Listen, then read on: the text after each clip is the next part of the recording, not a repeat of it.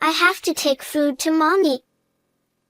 With those words, my grandchild, who was hospitalized for pediatric cancer, left the hospital.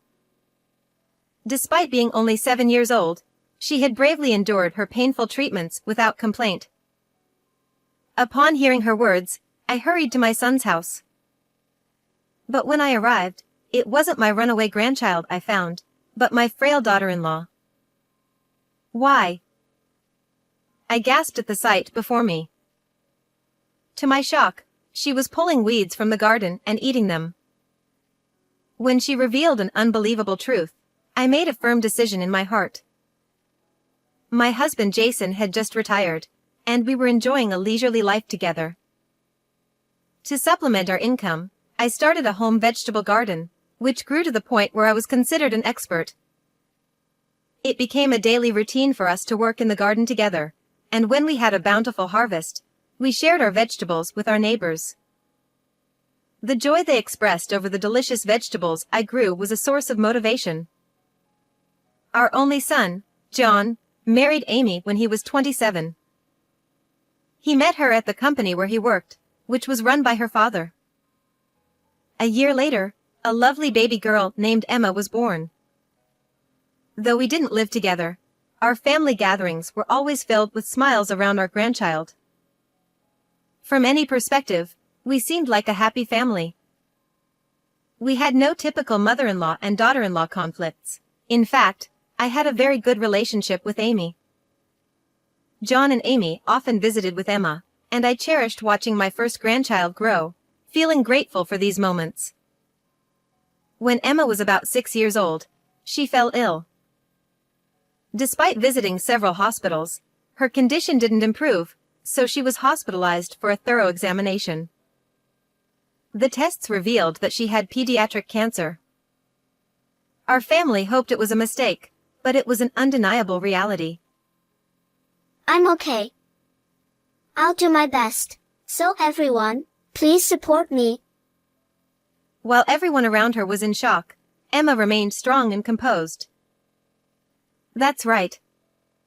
You're a strong girl, and you'll definitely get better. I decided to support her with a positive attitude. Emma endured the repeated painful treatments without complaining, bravely fighting her illness. My son and daughter-in-law also supported and encouraged her. Let's do everything we can to help them. My husband and I agreed to focus on supporting our son and his family. Amy, are you okay? Are you getting enough rest? Yes, somehow. But every time the phone rings, I worry that something might have happened to Emma. I understand. It's worrying. Amy visited the hospital daily and stayed with Emma as much as possible during her prolonged hospitalization. Her face showed clear signs of exhaustion. Why don't you take a break and let John take over for a bit? I'm worried about your health too. Yes, but... According to Amy, my son had become too busy with work to visit the hospital. Emma knew about this and seemed somewhat lonely because of it. Seeing her like this broke my heart. I decided to call John. I thought Amy might be holding back and enduring a lot due to her reserved nature. Emma and Amy are doing their best. Can't you help out a bit more? What? Are you saying I'm not doing anything? I didn't say that. But could you visit them even for a short time? Thinking of them, I spoke more firmly than usual. I know, but the treatment costs a lot. I have to work overtime to pay for it. He responded in a tired voice. After ending the call, I shared the conversation with Jason. The next day, I asked John to come over because we had something important to discuss.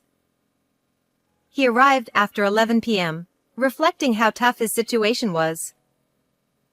Your father and I have decided to help. This isn't much, but please use it for Emma's treatment. We decided to provide some financial assistance, hoping it would allow John to spend more time with his family. Thank you. This really helps. But please don't tell Amy about this. Okay, but why? I don't want her to worry about money. Understanding his concern for his family, we agreed to keep this a secret. However, Amy later told us that John was still too busy to visit the hospital often, although he promised. What worried me more than John's absence was Amy's condition. She looked exhausted, with hollow cheeks, and dark circles under her eyes, and seemed constantly dazed.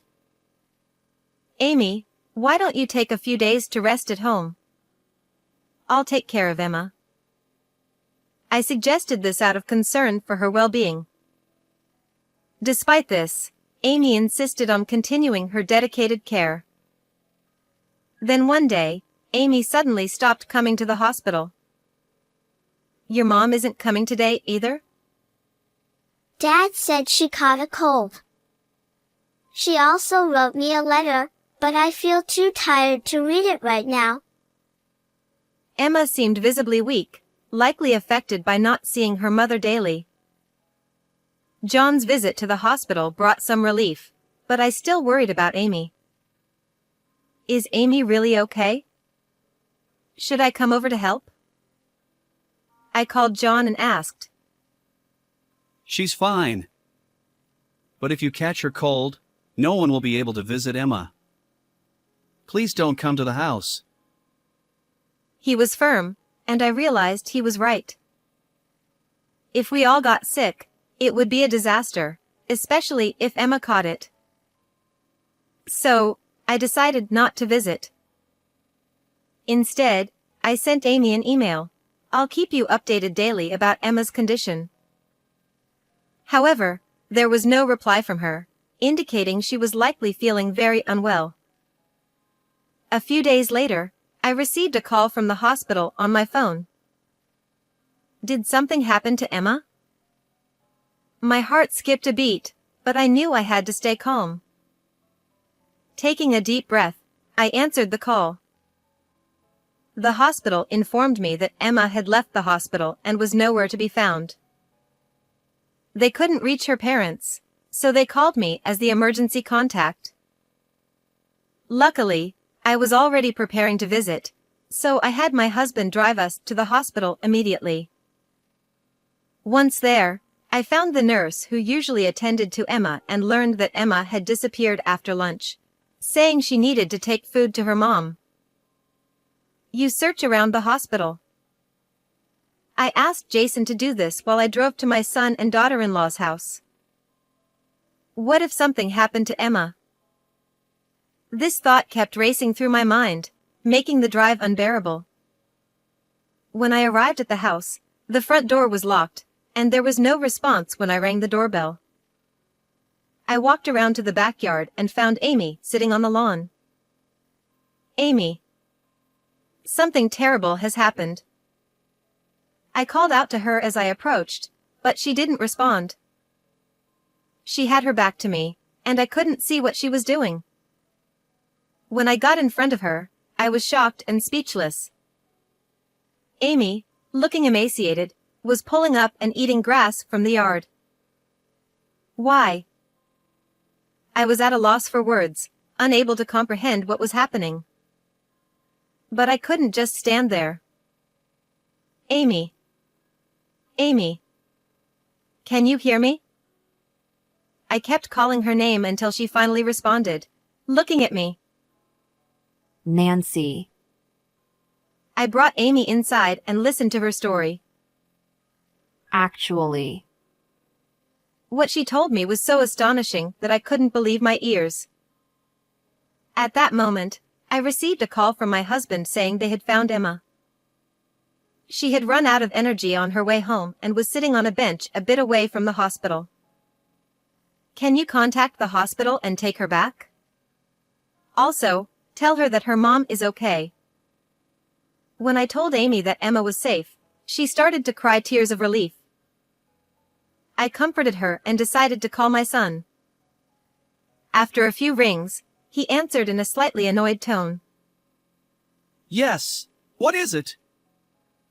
Ignoring his attitude, I explained what had happened with Emma. Amy has a severe cold, and I'm on a business trip, so I'll leave it to you, Mom. You can't talk like that. Come home immediately. This is about your daughter. Angered by his cold response, I snapped back. I have important work. I can't leave my clients. John listed excuses and abruptly ended the call. I felt a deep, simmering anger not only about Emma but also because John had lied about Amy's condition. I won't forgive this. Before doing anything else, I needed to get Amy to the hospital. So, I called an ambulance. After she received care, I started preparing for what needed to be done next. I made a call to a certain place. 3 days later, I was waiting for my son outside his workplace as he finished his shift. Mom? What are you doing here? He asked. John, you're not working overtime today? I called out to him as he came out almost exactly on time and slowly approached me. He looked quite annoyed and seemed reluctant to even talk to me. There's a cafe nearby that Amy said has amazing coffee. I want to try it, so will you come with me? What? No way. I have a lot of things to do. Maybe some other time. I have something important to discuss. Come on, let's go. I grabbed his arm firmly and headed to the cafe. Inside, it was bustling with groups of office workers and housewives finishing their day. John let out a big sigh as soon as we sat down. What are you up to, suddenly showing up and dragging me here? If you have something to say, just say it already. All right, I'll get straight to the point. When Emma ran away from the hospital, why didn't you come immediately? I looked him in the eye as I asked. It's not like I could help it. I was on a business trip. I couldn't just leave. John started tapping the table with his nails in frustration. Oh. I heard you had taken a day off. What? I asked with a bit of sarcasm, and he looked bewildered. He clearly didn't expect me to know that. I called your company and asked. Was that wrong? Why would you do that? Everyone is busy, and you're bothering them. John leaned forward, frowning, and started speaking rapidly. Ignoring his attitude, I took a sip of water. What were you doing on your day off? Is there something more important than your own daughter?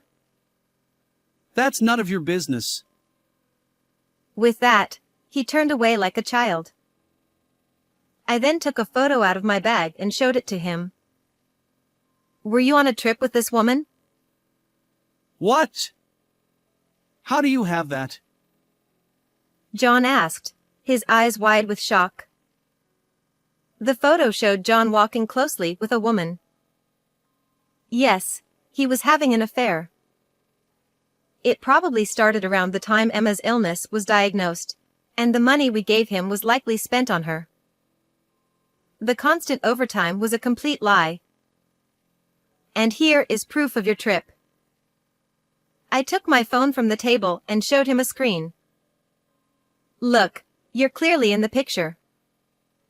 Wait, what is this? What I showed him were pictures from his mistress's social media. They were holding hands and smiling broadly at the camera during their trip. Why do you have these, Mom? Amy originally found the photos, and you've seen those before, right? The social media posts, I tracked down myself. Actually, my daughter-in-law Amy had secretly started investigating John's infidelity on her own some time ago. She confronted him with all the gathered evidence. But you blew up at her when she showed you, didn't you? Then you started treating her horribly and even began to restrict her movements. I said. John snapped. How much do you know? Did you go to the house and meet her? I told you not to go. Your excuse about her being sick was a lie. I replied calmly to my son, who was desperately trying to argue back. The day my granddaughter escaped from the hospital, Amy confided in me about John's outrageous behavior, and I was shocked. I didn't want to believe that my own son not only cheated but also mistreated Amy. Amy said that John had been unapologetic about the affair. When she tried to divorce him and demanded alimony, he refused. To silence her, he physically abused her, restricted her from going out, confiscated her phone, and even deprived her of food. The claim that she was sick was just a lie to keep us from contacting each other. Amy was eating grass in the yard. She was that desperate. I revealed. What? She did that? Unbelievable. He sneered, mocking her actions. She was covered in bruises and diagnosed with malnutrition. I continued, sharing what the doctor had told me at the hospital, but John seemed indifferent and played with his phone. Do you realize you're doing something utterly despicable? I asked, my voice filled with contempt. I can't get divorced. It would ruin my standing at the company. I'm supposed to take over someday. He replied, smirking as he looked up from his phone.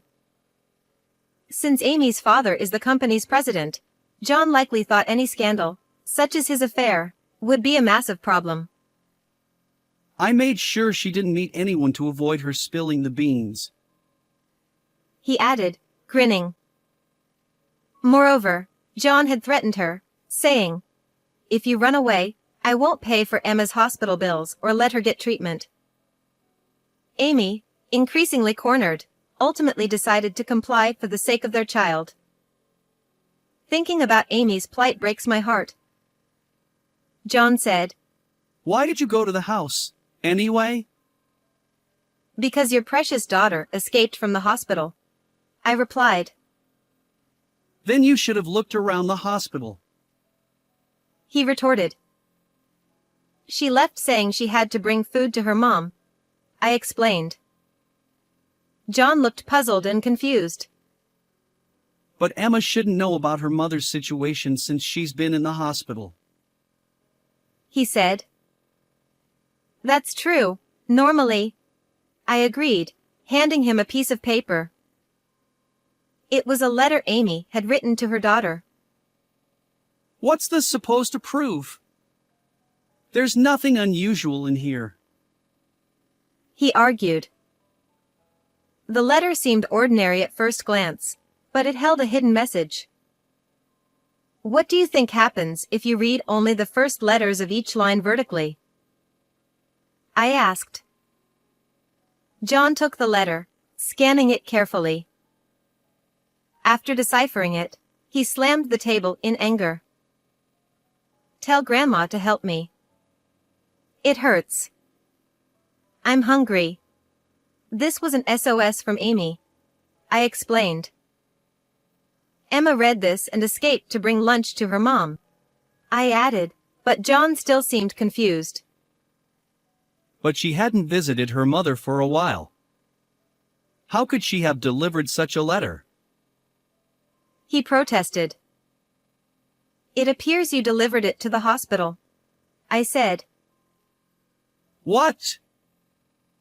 He exclaimed. Amy had given John an envelope with documents for the hospital, including the letter for Emma. He had been too preoccupied with his affair to remember. After thinking for a moment, John realized. How cunning. But how did you decode it? It was a game Amy invented for Emma to enjoy while bedridden. I explained. Emma, weakened by her treatment, spent most of her days in bed. Decoding letters was a detective game they enjoyed together. The nurses and doctors knew about it. The only one who didn't was you, because you never visited, I said, staring at John.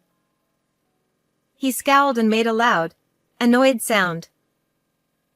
Give me a break. It's her fault for having a sick child. She's a failure as a woman. He shouted. How can you say that? I responded, horrified. That's why it's okay to cheat on her. He continued without hesitation. His cruel words made me lose all patience and affection for him. I wondered where I had gone wrong in raising my son. All I felt was regret, knowing that Amy had suffered because of it. The only way I could atone was to ensure he faced the consequences of his actions. I've told Amy's father everything about your affair, her hospitalization, and the reasons behind it, I said. What? No. That can't be true. John began to panic. It is. Don't think you can do such terrible things and get away with it unscathed. What am I supposed to do? As my mother, can't you consider my position at the company? Think about how foolish you've been. I snapped. I placed the divorce papers Amy had given me in front of him. Seeing them, John finally seemed to grasp the gravity of his actions, and sweat began to form on his forehead. Mom, help me! Please apologize to Amy and the president with me. He pleaded, still hoping for a way out. But life isn't that easy. Stop relying on your parents. Take responsibility for your own actions, I said firmly. This was the final lesson I could teach him, and I pushed him away. He collapsed onto the table, sobbing. Later, the divorce was finalized.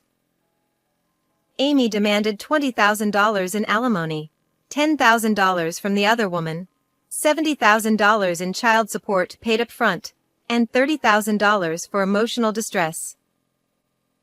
John sold his house and took on debt to pay these amounts.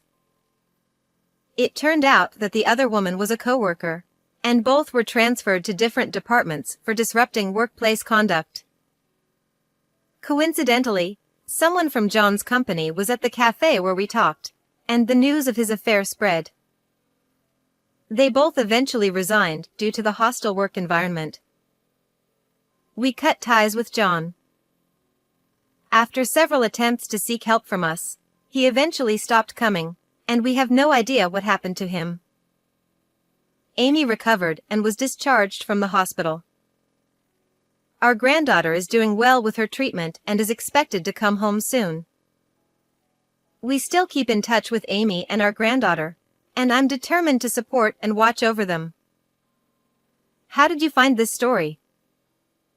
Please subscribe to the channel. See you in the next video.